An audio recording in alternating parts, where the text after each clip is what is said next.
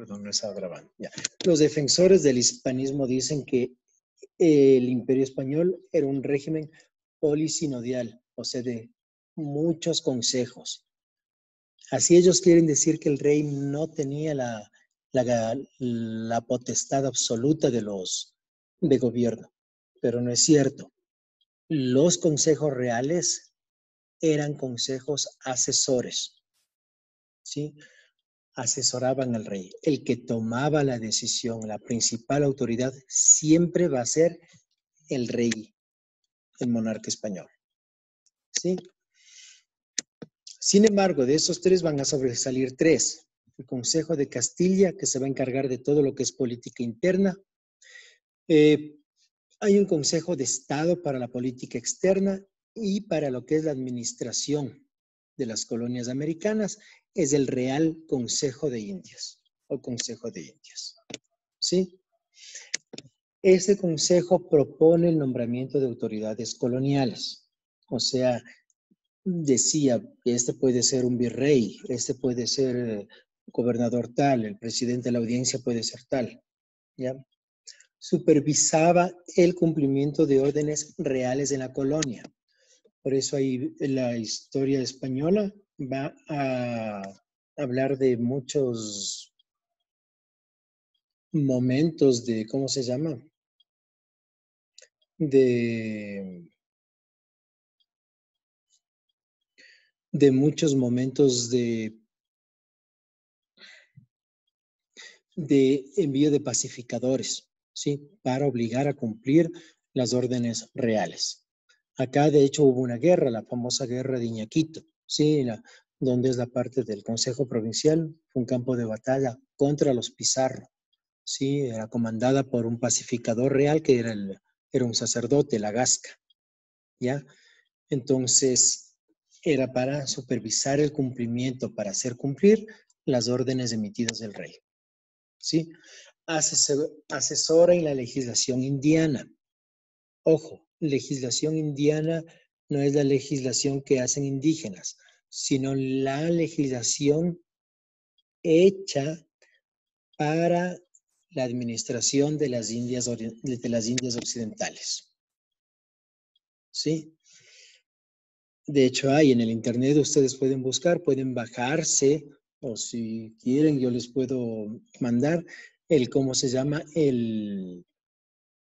La compilación de las leyes de Indias hechas en las épocas del rey Carlos III. ¿Sí? Todo eso se llama legislación indiana. Pero ojo, este es un organismo asesor, o sea, no legislaba, proponía leyes, ¿ya? Y organiza también la defensa militar colonial, ¿no es cierto? Expediciones de conquista, exploraciones, hacia todo eso. Eso es en lo que tiene que ver con administración, ¿sí? Con administración. Para lo que es comercio está la Casa de Contratación de Sevilla, ¿sí? Que era la que organizaba las expediciones colonizadoras, ¿ya? En qué barcos iba a ir Magallanes, en qué barcos va tal cual, ¿ya? Supervisaba naves y mercancías, ¿sí? Que no tengan daño, que estén con las licencias en regla, todo eso. ¿Qué mercancías se sacaba de la contabilidad de mercancías que se sacaba de las colonias, que se llevaban a España, qué gente, ¿ya? Supervisión en migrantes coloniales, o sea, qué gente se iba a las colonias, qué gente venía de las colonias, llevaba archivo de todo eso. También la supervisión de bienes de personas fallecidas en América, ¿sí? ¿Qué pasaba con esos bienes? ¿Dejó herederos, no dejó herederos? ¿Vendió, no vendió? Todo eso se encargaba, ¿sí?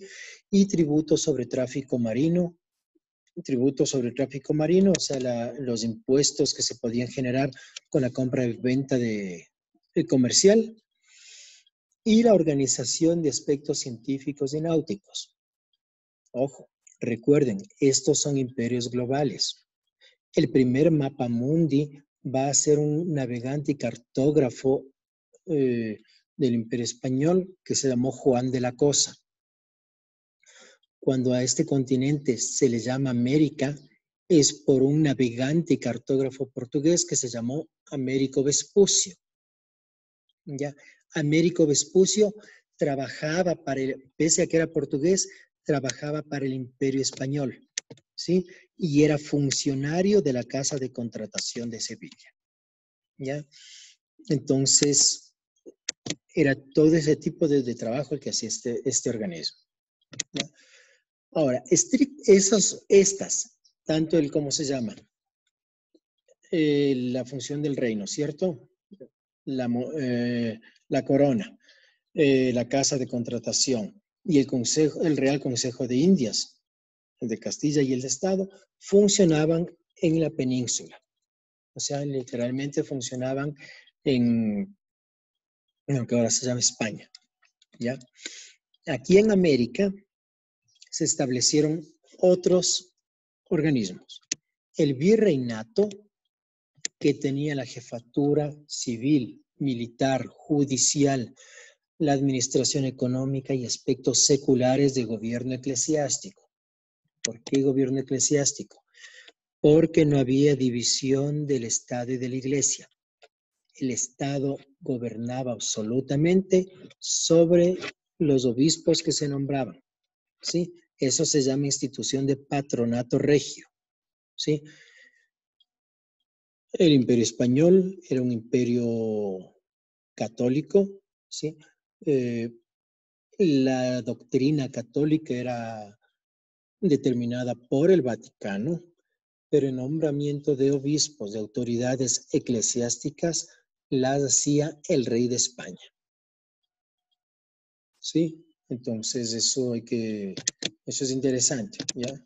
Hacía el rey de España. Eso se llama ley de patronato, ¿ya?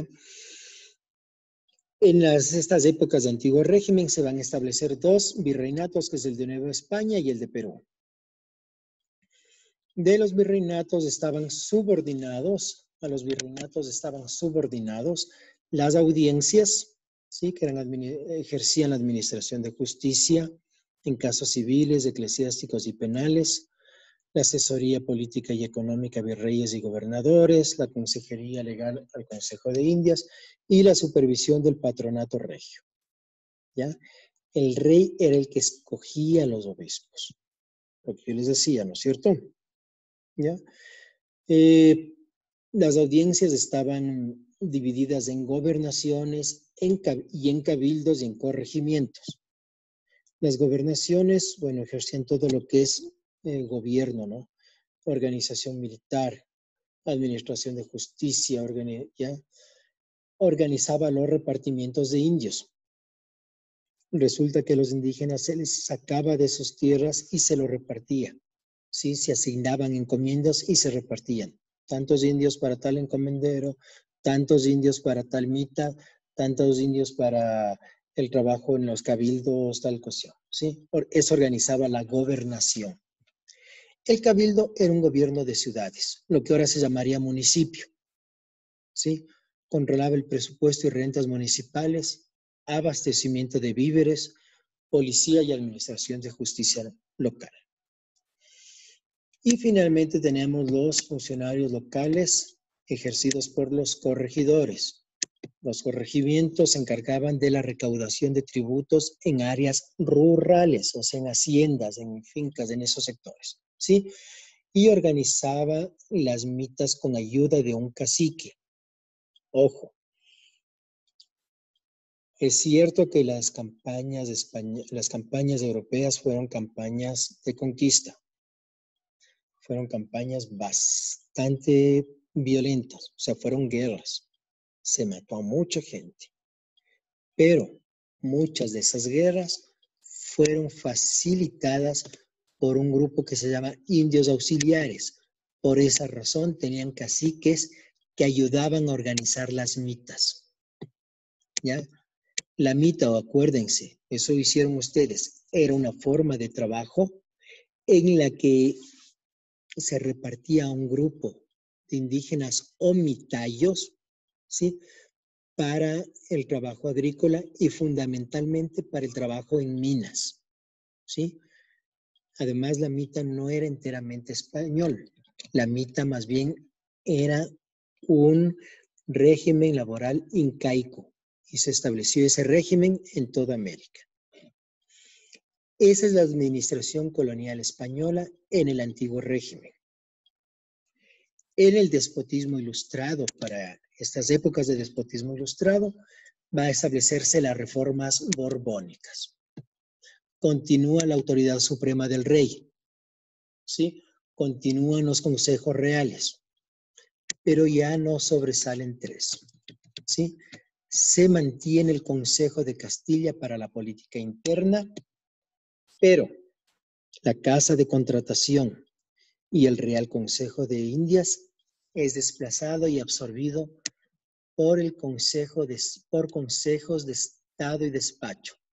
Se establece concretamente el Ministerio de Marina e Indias. ¿Sí? El Ministerio de Marina e Indias es el que va a desplazar al Real Consejo de Indias y a la Casa de Contratación. ¿Sí?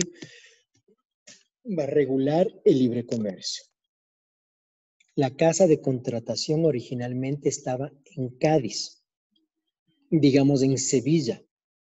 ¿Sí? De Sevilla pasa a Cádiz, ¿sí? Tenía el monopolio, tenía Sevilla, pero pasa a Cádiz y se va a establecer el libre comercio.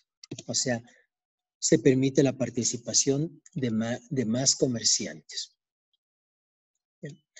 Eso en lo que es al interno de ¿cómo se llama? La península. ¿Sí? El rey, Consejo de Castilla y consejos de Estado y Despacho. Con lo que es la administración colonial, es el Ministerio de Marina e Indias. Ahora, la administración colonial en América va a tener virreinatos. Se mantiene el virrey, ¿ya? Al virrey se le va a denominar superintendente, ¿sí? Mantiene sus potestades, pero son virreyes ya con otro tipo de preparación, ¿sí? Hay otro tipo de potestad. Aquí tienen mucho la influencia de Francia, ¿ya? Con las reformas borbónicas va a crearse dos virreinatos, que es el virreinato de Nueva Granada y el virreinato de Nueva Granada y el virreinato de Río de la Plata, ¿sí? Se abarca toda lo que es el continente americano, sí, la parte sudamericana, excepto lo que es Brasil, ¿no? Eso siempre fue de Portugal. Las audiencias mantienen sus potestades, pero aquí pasa una cuestión. Sus personeros son fiscales o militares enviados desde España. Hasta antes se permitía también que lo ejercieran funcionarios criollos. Los funcionarios criollos eran funcionarios de, ¿cómo se llama? Eran americanos nacidos, o sea, gente nacida en América, pero hijos de españoles. Sí, esos eran los criollos. Con las reformas borbónicas, los personeros, los dignatarios de las audiencias, se retira a los criollos. Esto va a efectuar varios conflictos, ¿sí? Va a establecer, a partir de ahí va a establecerse uno de los tantos conflictos contra el Imperio Español. Sí, por esa razón. Se mantienen las gobernaciones, ¿sí? Se mantienen los cabildos. A los cabildos se permite, o sea, se les retira de las audiencias, pero se les permite que tengan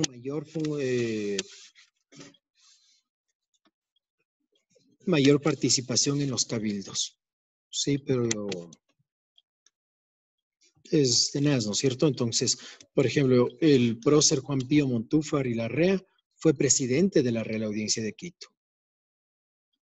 Sí, también lo fue su padre, Juan Pío Montúfar y Fraso. ¿Ya? Hay otro criollo que es Sánchez de Orellana. También fue presidente de la Audiencia de Quito.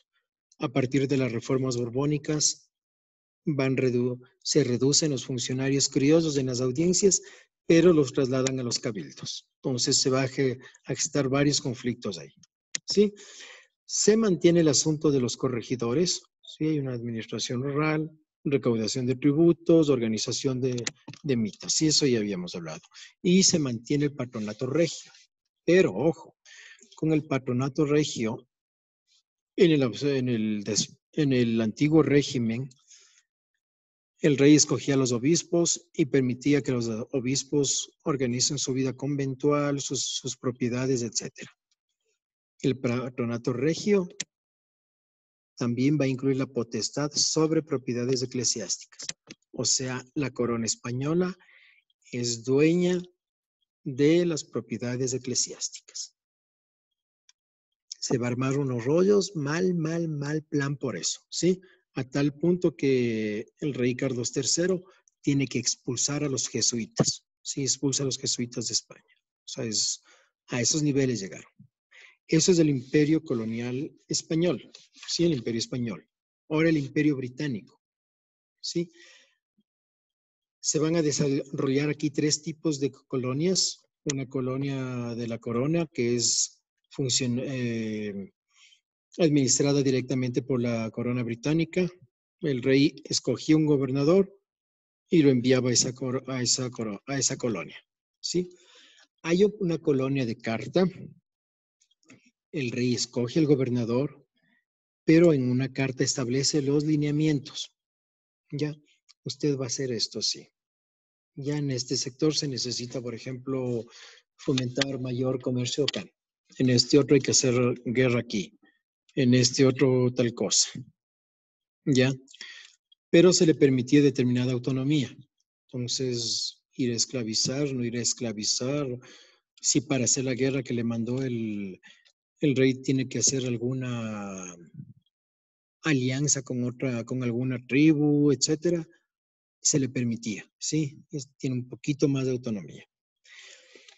Y hay las colonias propietarias, ¿sí? Estas eran controladas por un propietario o por una compañía comercial. Su facultad era más autónoma todavía. Aquí es famosa la colonia de Pensilvania.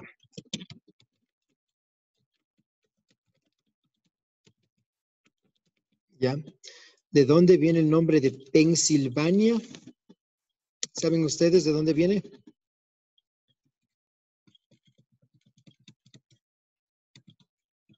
De William Penn. ¿Ya? Es un colonizador inglés y le permiten establecer una colonia por su lado. Es bien interesante este tipo de colonia porque no va a establecerse a coñazos como hacen normalmente los colonizadores, ¿no es cierto? Hace más bien muchas rutas de tratados comerciales y eso con los indígenas. Entonces permitió un gran desarrollo de esa colonia, ¿sí? Las instituciones es el gobernador, ¿sí? Que ejerce el poder ejecutivo, ¿ya? Se rige según las condiciones de la jurisdicción gobernada. En el Imperio Español al principio fue así, pero al compilar las leyes de Indias se hace una sola ley para todo el territorio. En Inglaterra no, dice no. Las condiciones en Mississippi no son las mismas condiciones en Nueva Ámsterdam. Esto no es lo mismo acá, o sea, no se puede establecer una sola ley, ¿ya? Todo gobernador era nombrado por el rey, solo se les daba una autonomía dependiendo de la calidad de la colonia, ¿sí? O sea, si es colonia de la corona, no tenía autonomía, tenía algo de autonomía si era una colonia de carta, y si es que era una colonia propietaria, tenía una mayor autonomía aún, ¿ya? En las colonias propietarias, los gobernadores eran elegidos por el propietario, ¿ya? Por el propietario o por la compañía. O sea, el propietario o la compañía propietaria de esa colonia era la que escogía al gobernador.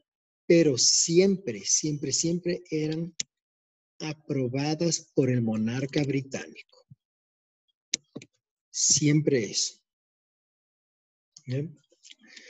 Además de tener un gobernador, el Imperio Británico desarrolló una asamblea, ¿sí? Con una cámara alta y como una cámara baja. Es interesante eso. Eso no estableció el Imperio Español, por ejemplo, ¿ya? La cámara alta asesoraba y aconsejaba al gobernador y tenía potestades judiciales, o sea, administraba justicia. Y la cámara baja eran representantes del pueblo, de los colonos, ¿sí? Proponía leyes. Otra vez, propone leyes, no legisla, no hace leyes, propone leyes al gobernador, ¿ya? Está bajo la potestad del gobernador. Y hay un órgano de la metrópoli, o Privy Council, o que era un consejo de asesores del rey. Esa institución era una institución que funcionaba en el imperio, en las Islas Británicas, ¿sí? Y se encargaba del control y la comisión de comercio y plantaciones, ¿sí? Eran remunerados por las asambleas coloniales. Parte del antiguo régimen va a ser el protectorado de Cromwell. Nosotros vimos esto en Ciudadanía, ¿ya? Protectorado de Cromwell va a establecer las actas de navegación para el comercio de la política mercantil británica, perdón, y la división del territorio en distritos militares, ¿sí? Entonces se centraliza el poder aquí. Hay las provincias reales que agrupan y desplazan a las colonias. Ahí están gobernadores en las épocas de despotismo ilustrado, después de la Revolución Gloriosa, ¿sí? Gobernadores que son elegidos por el soberano inglés y ya no hay tres tipos de colonias, hay una sola colonia, ¿ya? El gobernador es escogido por el soberano inglés y punto. Y la Cámara Baja adquiere influencia en detrimento del gobernador y su consejo. O sea, hay más contacto con la Cámara, sí, con la población. Tiene facultad de autogobierno, convoca elecciones, acuña papel, moneda o asigna presupuesto. Sí, es interesante este giro que hace el Imperio Británico. El Imperio neerlandés es una tendencia republicana, ¿sí? Pese a que sus gobernantes eran vitalicios, ¿sí? Estaban organizados por una generalidad o unión de 7 Países Bajos unidos. Por eso es el imperio de las Provincias Unidas de los Países Bajos. ¿Ya? Ahí el órgano principal son los Estados Generales, ¿sí? Que eran los que garantizaban la unión de la Generalidad y el control de las compañías de comercio.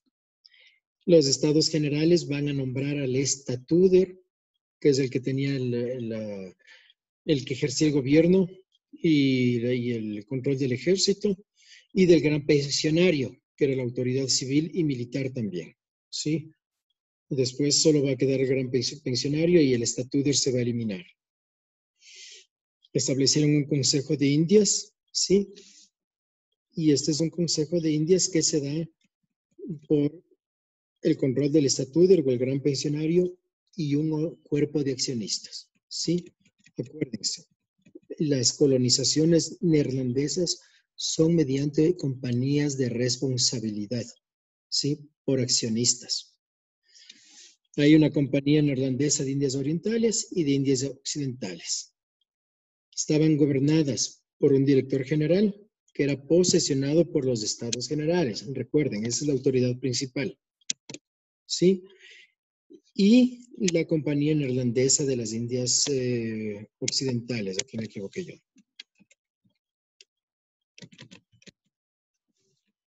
¿Ya? Y además del director general, los otros funcionarios eran oficiales coloniales, ¿ya?